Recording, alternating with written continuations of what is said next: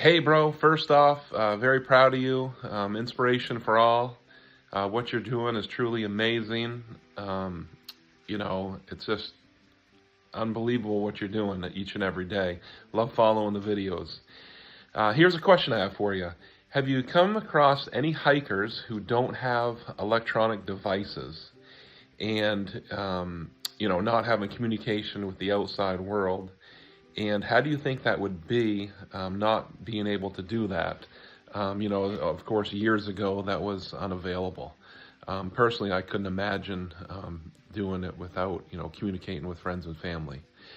That's the question I have. Best of luck. I wish you the best health and hope to see you very soon. I know you're ahead of schedule. Hey, Bri, good to see you. Thank you so much for that question. That's actually a really good question, and a lot of us have talked about that, actually. So as far as seeing no electronics, everybody I've seen has their phone for sure, just because you can do so much with it now.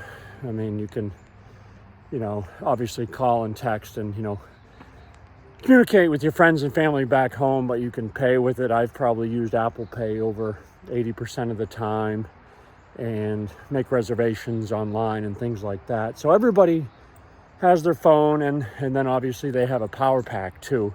But it's funny, you'll get to places and you'll see people like Subway or whatever, and they'll find the outlet and plug it in to keep their phone charged as much as possible. I'm carrying a BioLite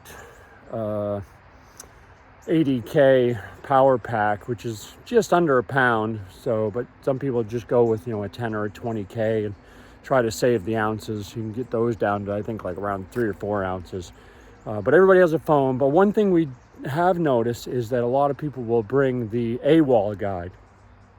So it's a paper guide. You can get it bound or loose leaf. I actually had bought the loose leaf one to bring, and my idea was to make notes in it. And then if something happened to your phone, you'd have that obviously to navigate with. I did end up sending mine home because the Far Out app on the phone, it's way lighter because it's on the phone, and I just make my notes and things and do my check-ins, literally like a blog on the Far Out app. It is $75 for the Far Out app for the whole AT trail, where the AWOL guide is only $25, so it is cheaper.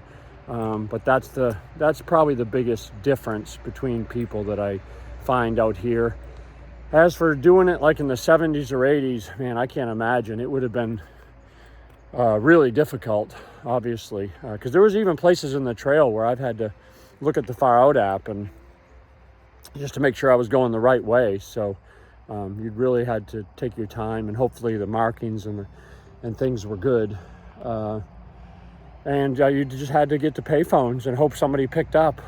So that would have been really tough. And without FaceTime, you obviously wouldn't be seeing friends and family. So, it's probably a lot tougher that way. Although back then, I think the AT went through a lot of towns and things. Through the years, the ATC has diverted it more away from towns, which makes our walks a little further. But as far as keeping in touch with friends and family, I think it would have been a lot rougher back then for sure. Hope that answers your question. Hope you're doing good. Can't wait to get back and see you and everybody. And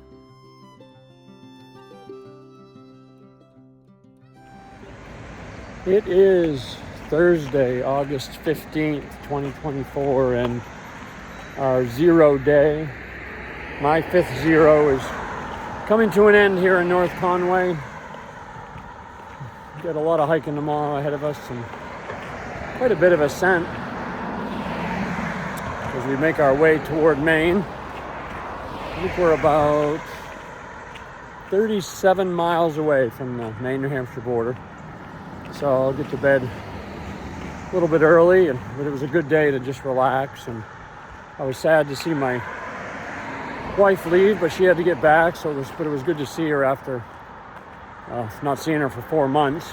So we had a good time and got to hang out with my trail friends, and we got to see what a day in town doing a resupply and everything looks like. So we've got a shuttle. First shuttle we called wanted $200 to take us 17 miles, so we rejected that one. But we found another guy who would do it for $40. We'll probably give him 50, honestly.